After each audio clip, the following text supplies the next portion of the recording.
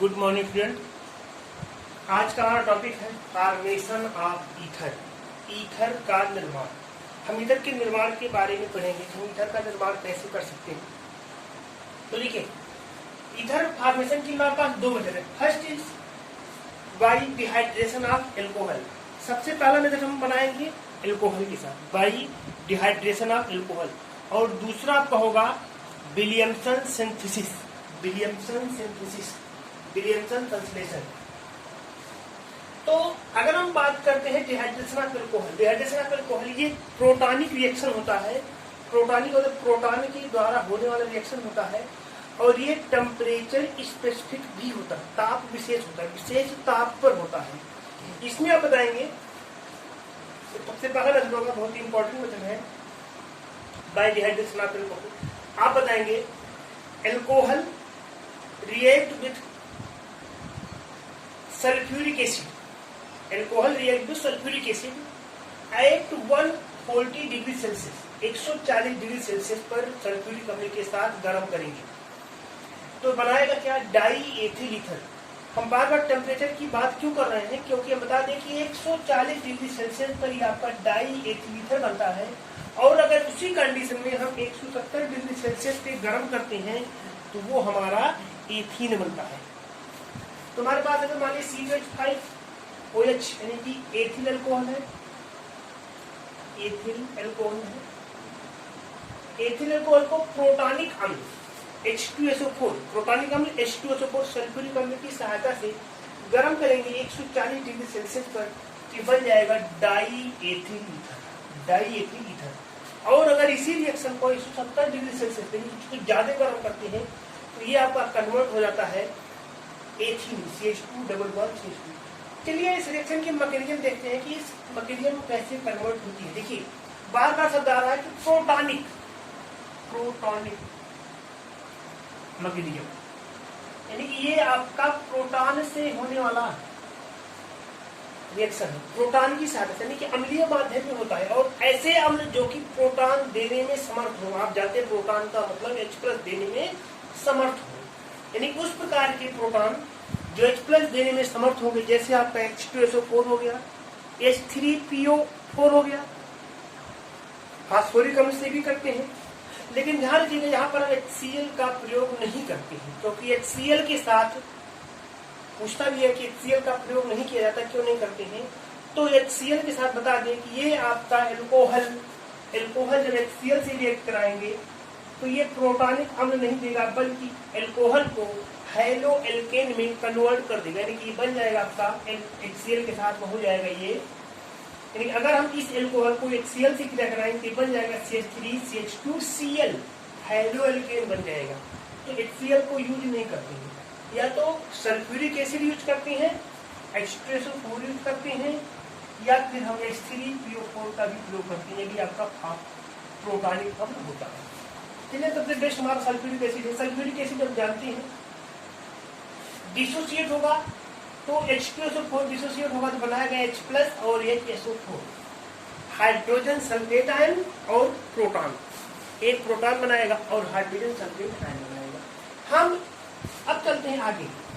सबसे पहले हमारे पास CH3CH2OH। आप जानते हैं कि ऑक्सीजन पर लोन पेयर इलेक्ट्रॉन होता है, ऑक्सीजन इलेक्ट्रॉनिक सेंटर होता है, और सबसे पहले एक प्रोटॉन ऑक्सीजन पर अटैक करेगा, तो ऑक्सीजन इसको इलेक्ट्रॉन देगा, और हाइड्रोजन जाकर के यहाँ पर ऑक्सीजन के साथ जुड़ जाएगा। देखिए यहाँ पर था CH3CH2OH, यहाँ पर हो गया CH3CH2OH, और यहाँ पर एक एक्स्ट्रा H आकर के ये जुड़ गया, जिसके कारण यहाँ पर ऑक्सीजन पर पॉजिटिव। ऑक्सीजन पर पॉजिटिव चार्ज का मतलब अभी ये ऑक्सीजन हो गया इलेक्ट्रॉन लाइक सेंटर, इलेक्ट्रॉन की कमी वाला केंद्र, यानी कि अब ऑक्सीजन के पास इलेक्ट्रॉन की कमी है। अब इसको इलेक्ट्रॉन चाहिए तो ये करेगा क्या, अगर हम इसको 140 पर गर्म कर दें, 140 पर गर्म करेंगे तो ये फिर दूसरे अल्कोहल मॉलिक्यूल के साथ, ये जो इंटरमीडिएट आपका है, ये बना हुआ है एक आयन, अगर इसको 140 तक गर्म करेंगे तो ये क्या करेगा, ये दूसरे अल्कोहल मॉलिक्यूल के साथ जुड़ जाएगा। कैसे जुड़ेगा, देखिए अब आपका ये दूसरा मॉलिक्यूल CH3CH2OH, यहाँ पर ये यही मॉलिक्यूल लिखा गया CH3CH2OH। अब ये जो ऑक्सीजन है, ये ऑक्सीजन, इसके पास इलेक्ट्रॉन की कमी है और ये आपका इलेक्ट्रॉन रिच सेंटर है। तो फिर से यहाँ से इलेक्ट्रॉन ट्रांसफर होगा इस ऑक्सीजन के पास, यहाँ से इलेक्ट्रॉन ट्रांसफर होगा इस ऑक्सीजन के पास। तो ये H2O मॉलिक्यूल बाहर हो जाएगा और ये दोनों आपस में जुड़ जाएंगे और जुड़कर बनाएंगे क्या, देखिए पूरे मॉलिक्यूल से H2O बाहर करने के बाद इन दोनों से H2O बाहर करने के बाद जो बचा वैसे लिख दीजिए। कैसे हुआ, CH3CH2 OH फिर CH2CH3, ये मॉलिक्यूल बनता है। अब थर्ड स्टेप में क्या होगा, फिर से इसी को यहाँ पर लिखे हैं, ये जो इसी को यहाँ पर फिर से लिखा गया। देखिए अब ये जो ऑक्सीजन है, ऑक्सीजन पर अभी भी पॉजिटिव चार्ज है, यानी कि पॉजिटिव का मतलब इसके पास इलेक्ट्रॉन की कमी है। अब ये क्या करेगा, ये OH बॉन्ड को ब्रेक करेगा, हाइड्रोजन को छोड़ करके हाइड्रोजन का इलेक्ट्रॉन अपने पास लेगा। जब हाइड्रोजन ने इलेक्ट्रॉन दे दिया तो ये H+ के रूप में बाहर हो जाएगा, हाइड्रोजन H+ के रूप में बाहर हो जाएगा और बनने वाला कंपाउंड हमारा होगा CH3CH2O CH3CH2O CH2CH3 और यही आपका डाई एथिल ईथर होता है, डाई एथिल ईथर होता है।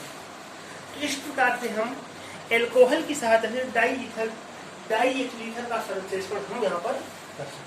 तो सीधे बताएंगे, alcohol react with protonic acid like sulfuric acid at 140 degrees Celsius and formation of diethyl ether takes place. Second, Williamson synthesis, Williamson संश्लेषण बहुत ही इंपॉर्टेंट रिएक्शन की है, इधर के लिए इंपॉर्टेंट रिएक्शन है विलियमसन संश्लेषण।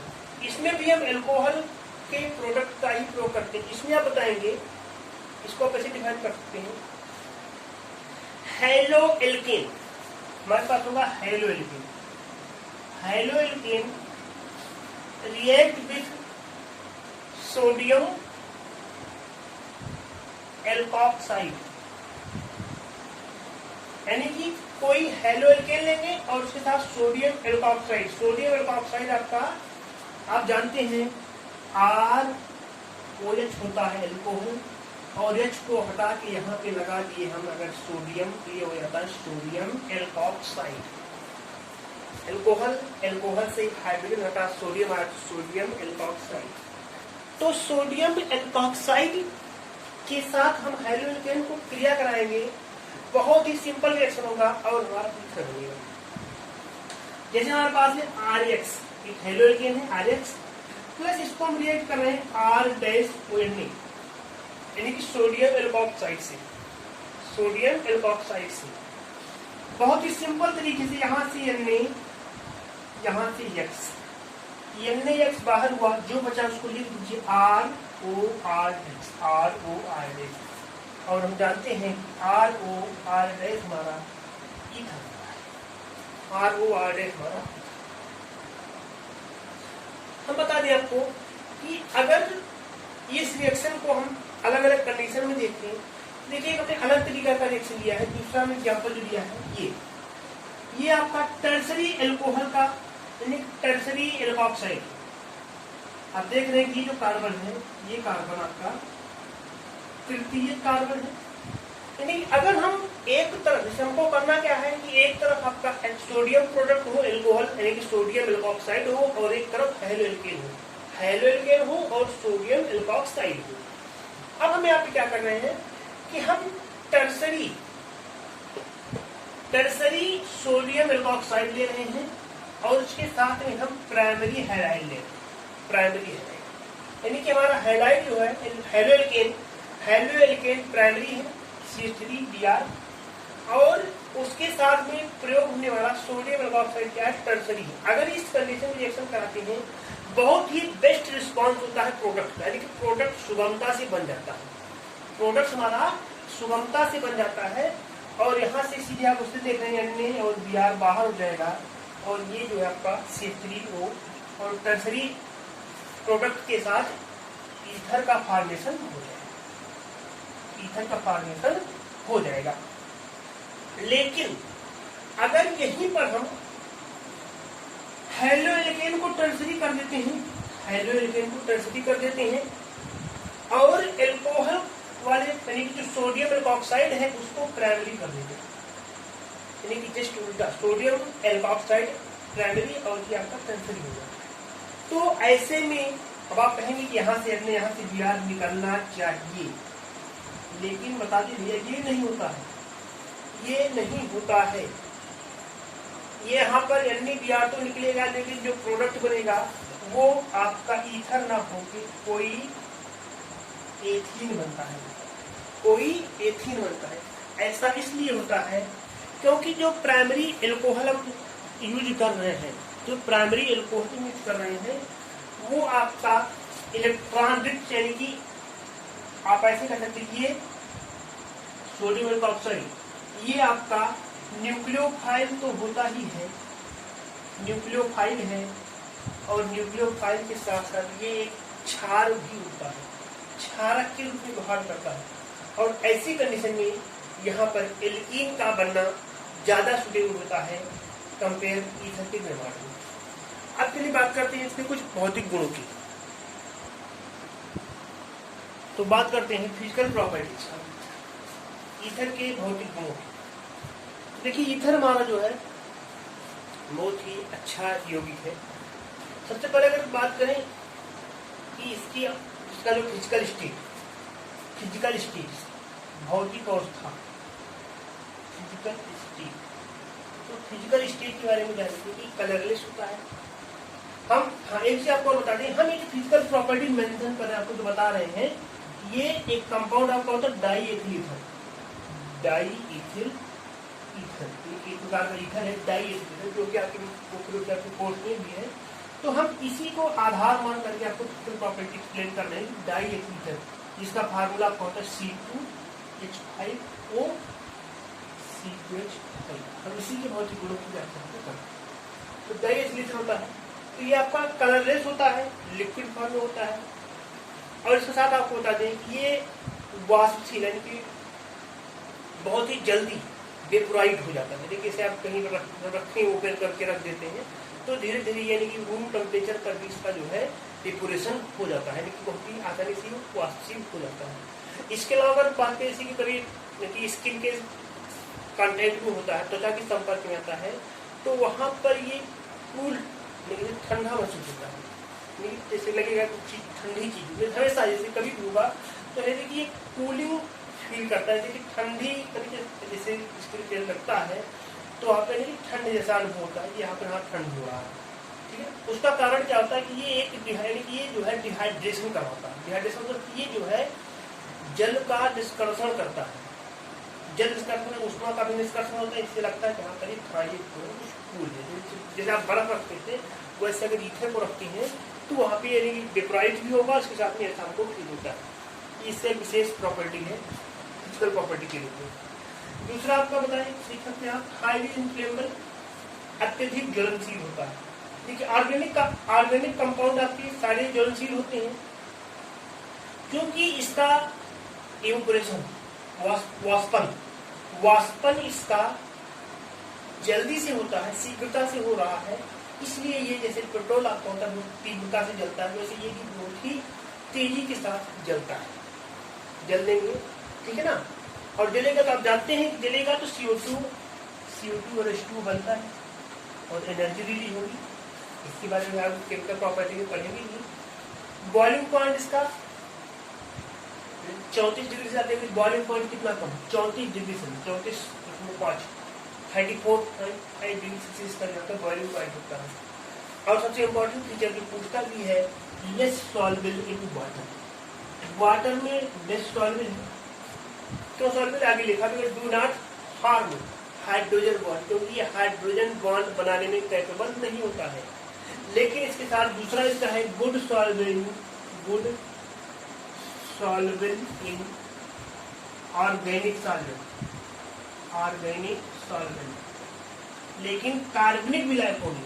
जैसे आपका ईथर हो गया बेंजीन, ईथर तो कोई नहीं है, बेंजीन हो गया, केरोसिन हो गया, उनमें ये बहुत अच्छी तरीके से सॉल्वेबल होता है, गुड सॉल्वेबल इन वाटर। पानी में, जल में बहुत ही कम घुलनशील है, लेकिन कार्बनिक विलायकों में, ऑर्गेनिक सॉल्वेंट में ये बहुत ही अच्छी तरीके से घुल जाता है। और सबसे इससे भी इम्पोर्टेंट पॉइंट ये, ईथर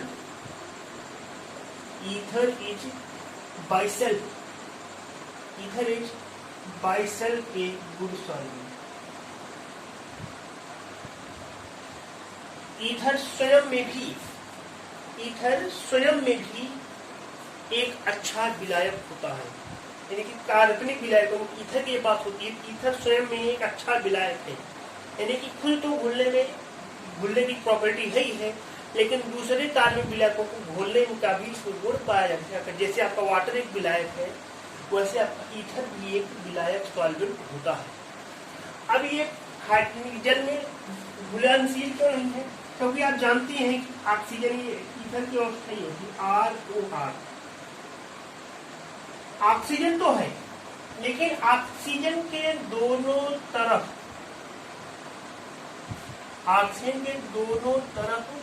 कार्बन एटम, कौन सा एटम है? कार्बन है। अगर यहीं पर एल्कोहल की तरह हाइड्रोजन होता, एल्कोहल की तरह हाइड्रोजन एटम होता, तो ये भी हाइड्रोजन बॉन्ड बनाने के लिए कैपेबल था, लेकिन इसके पास हाइड्रोजन बॉन्ड नहीं होता है, इसलिए केवल ये बहुत ही कम घुलनशील होता है। और जैसे जैसे ये श्रृंखला बढ़ती है, कार्बन की श्रृंखला बढ़ती जाती है, इसकी जल में घुलनशीलता बिल्कुल घट जाती है, लेकिन ये जो है जल में बिल्कुल कम घुलनशील है, क्योंकि ये उसके साथ हाइड्रोजन बॉन्ड नहीं बनाता है। तो आज के लिए इतना ही। नेक्स्ट क्लास में बात करेंगे chemical properties of ether. Thank you.